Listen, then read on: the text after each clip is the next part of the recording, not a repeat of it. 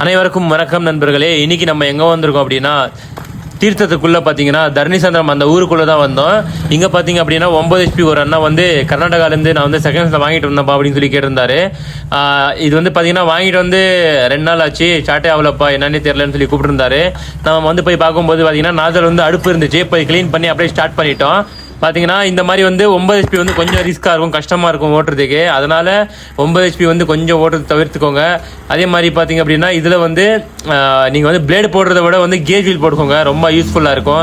அப்போ தான் வந்து பார்த்தீங்கன்னா கொஞ்சம் வந்து நமக்கு வந்து உழைப்பு அதிகமாக இல்லாமல் இருக்கும். ஏன் அப்படின்னா பிளேடு பார்த்தீங்கன்னா போட்டிங்க அப்படின்னா உள்ளே போய் மாட்டிக்கும், நம்ம வந்து தூக்கி விடுற மாதிரி இருக்கும். அதே வந்து பார்த்தீங்கன்னா அந்த ஸ்பைரல் வீலோ இல்லை கட்டிங் ரோட்டரியோ இந்த மாதிரி போட்டிங்க அப்படின்னா நம்ம அது வந்து எல்லாமே வந்து ஒரே மாதிரி ஈவனாக இருக்கிறதுனால எந்த இடத்துலையும் போய் மாட்டிக்காமல் கரெக்டாக வந்து ஒரே மாதிரி இழுத்துட்டு போகும்.